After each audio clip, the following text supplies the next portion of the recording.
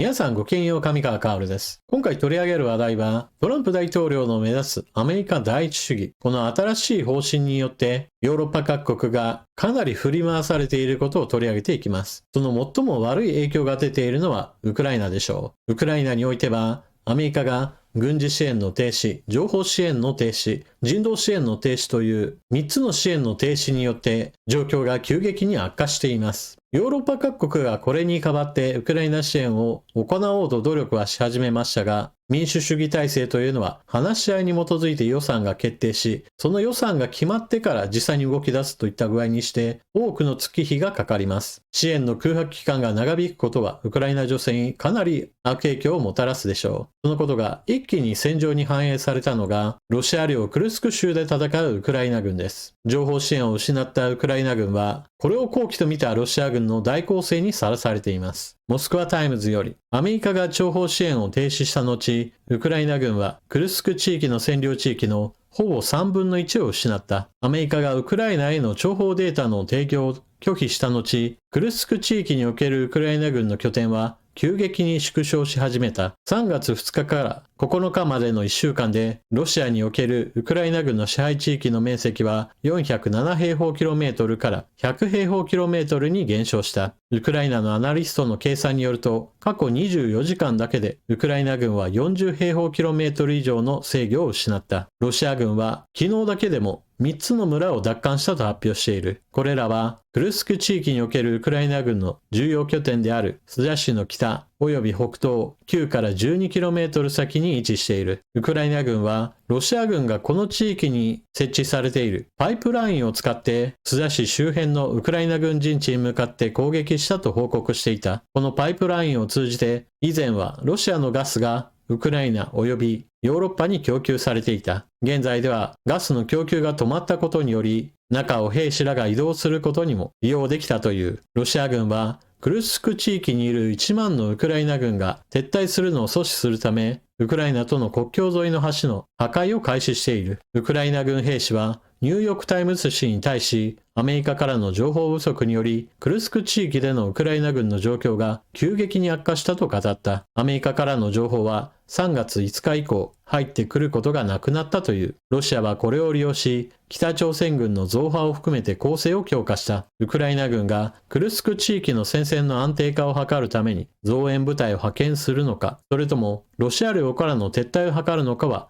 まだ不明だとウォールストリートジャーナルは指摘している。こちらが戦争研究所の発表している戦況マップです。画面下側の水色の部分は元々のウクライナ領で一度はロシア軍が占領した地域。これをウクライナ軍が奪還したものです。その上でウクライナ軍はクルスク州へと進撃し、一時は1400平方キロメートルほどを占領しました。この地域をロシア軍の占領している地域と交換するなどの外交カードにしたかったというのが一つの目的だと言われています。しかし、こうした戦いを続けるゼレンスキー大統領に対してトランプ大統領は戦いを継続することが停戦協議の邪魔になるとしてウクライナに戦い続けないようにと求めていました。そのため軍事支援と情報支援を停止。それに伴ってウクライナ軍は窮地に立っています。ただ、ここまで大きく押し込まれると、ウクライナ軍としてはクルスク地域に留まり続けることは戦略上非常に難しいでしょう。そうしたウクライナ軍のクルスク州における劣勢を決定づけたことにより、トランプ大統領は満足したのか、ウクライナとの情報共有停止をほぼ解除したと発表しています。トランプ大統領はアメリカがウクライナとの情報共有の停止をほぼ解除したと明らかにした。トランプ氏はウクライナとロシアを和平合意に向け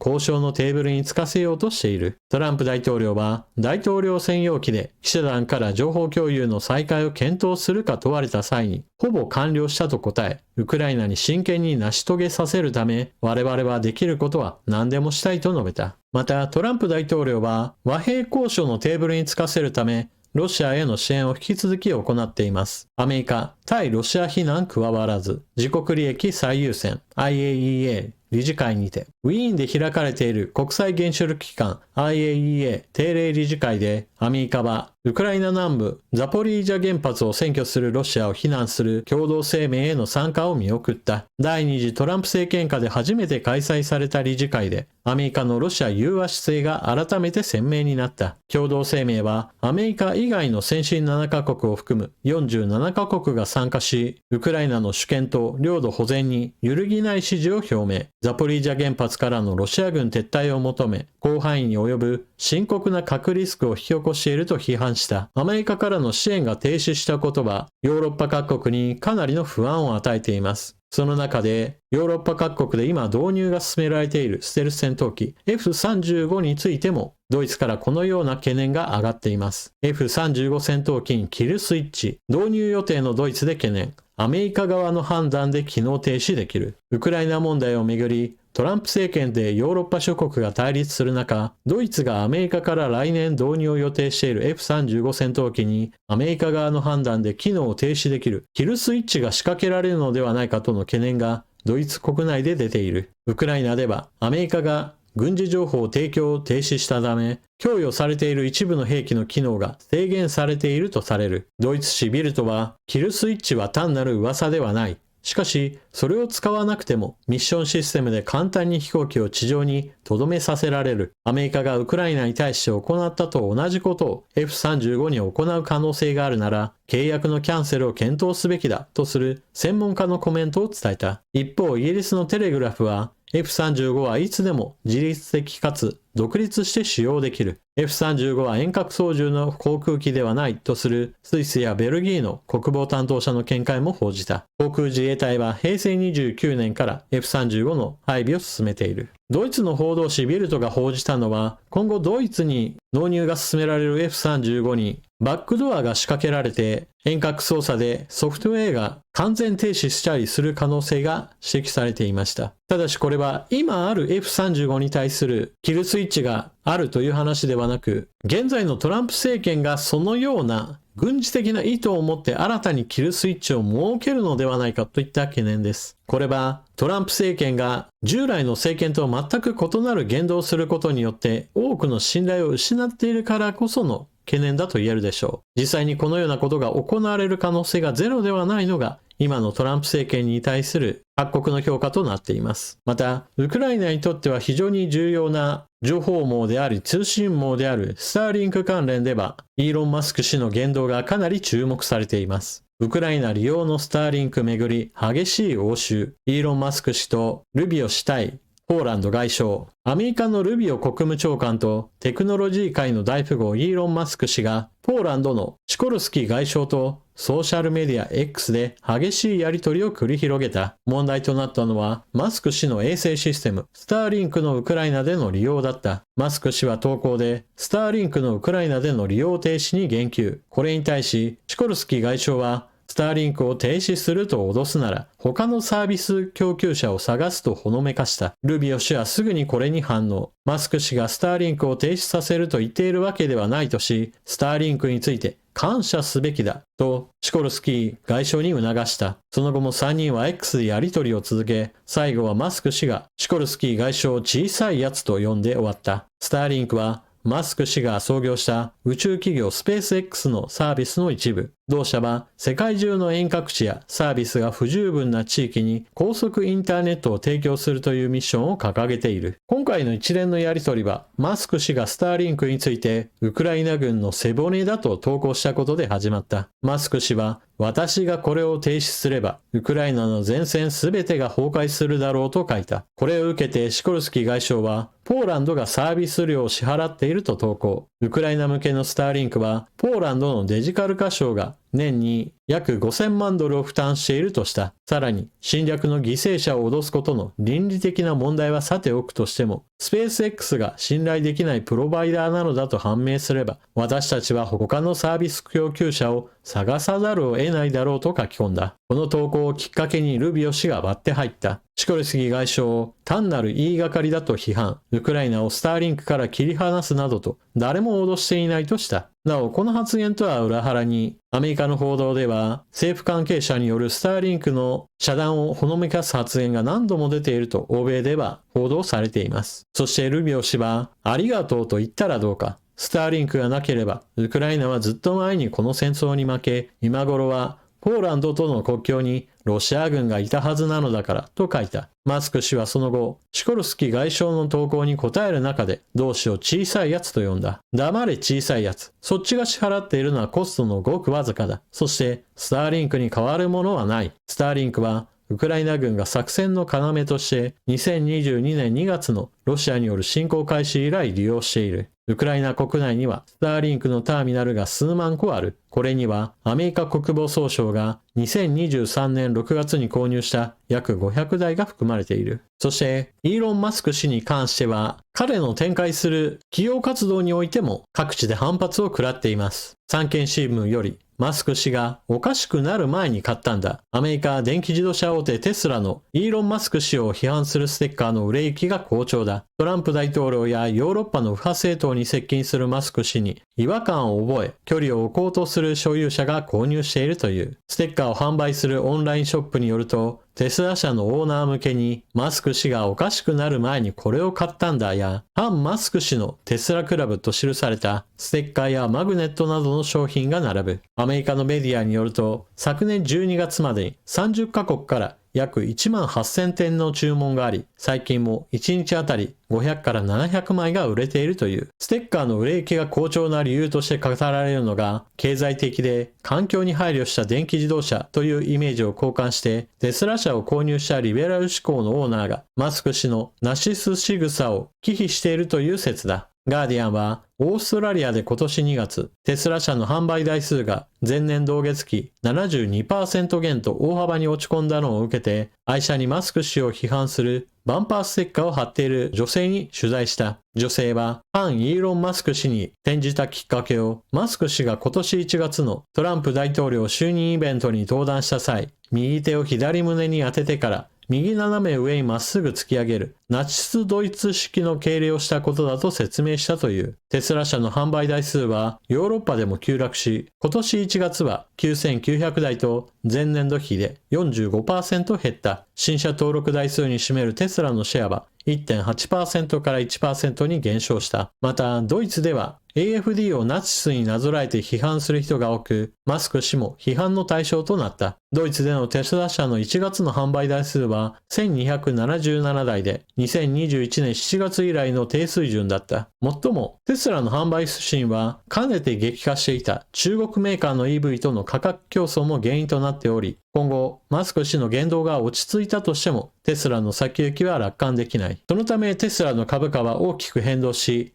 イーロン・マスク氏の資産も大きく減少している。アメリカ・フォーブスの推定によれば、マスク氏の資産は昨年12月17日の68兆円から51兆円となり、2ヶ月半の間に約4分の1が失われた。アメリカニューズウィークによると、テスラ社を手放そうとするオーナーからは、テスラの販売店に下取りを拒否されたと悲鳴が上がっているという。一方、ロシアにおいては、長引く戦争によって国内の経済は非常に大きなダメージを受けています。ロシアで経済危機報道は相次ぐ。高金利で新車住宅販売激減。プーチン氏が停戦狙う背景。ロシアのメディアが最近、国内経済の先行きに暗雲が立ち込めつつあると相次いで報じ始めた。ウクライナ侵略に伴う年 10% 近くのインフレを抑制しようと、ロシア中央銀行は政策金利を 21% という異例の高さに設定しており、これが個人消費や企業活動を圧迫しているという。プーチン政権がトランプ政権との連携を通じて、ウクライナ侵略戦争の早期終結を狙う背景にも、足元に忍び寄る経済危機への焦りがあるとみられる。ロシアの有力紙、独立新聞は、ロシアの自動車市場を待ち受ける連鎖倒産と題した記事を掲載した。記事は、景気指標の一つである自動車販売台数に関し、今年の国内の新車販売台数が昨年比 20% 減の130万台程度になる可能性があると伝えた。また、新車のうち60万から70万台が売れ残っており、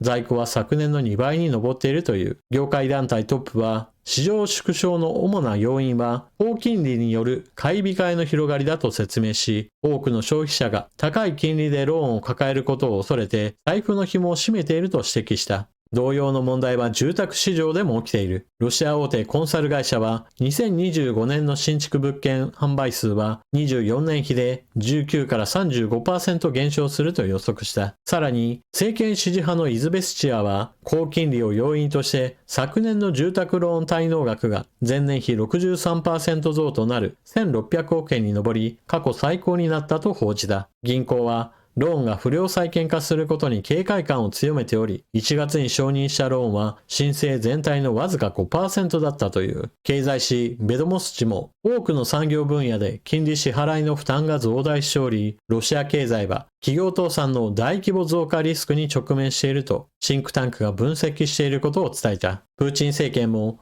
高金利が経済の足かせとなりつつあることは認識している。実際昨年末には中央銀行が政策金利を 24% まで引き上げるとの観測が強まったが、プーチン大統領が利上げに否定的な発言したことを受けて見送られたと報じた。また、ロシア鉄鋼大手の会長からは、現在の高金利では事業を拡大するよりも銀行預金する方が儲かると苦言を呈されている。経済担当大臣も高金利などによりロシア経済に冷却の兆候が見え始めていると危機感を隠さなかった。しかし、金利を引き下げてインフレのさらなる加速を招けば、ただでさえ物価上昇に苦しんでいる年金生活者や低所得者層に政権への不満が高まることが確実視されている。政権側としても安易な利下げには乗り出せないのが実情だ。こうした状況のロシアにとって、ウクライナのゼレンスキー大統領とトランプ大統領による2月28日の首脳会談が決裂し、両国関係が極度に悪化したことは喜ばしいこととなっている。ロシアは今後、自身が勝者となる形での戦争終結と制裁の解除を狙い、トランプ政権との接触を活発化させていく見通しだ。トランプ大統領やその取り巻きたちの発言や行動といったものは、従来アメリカが築いてきた信用を自ら破壊しています。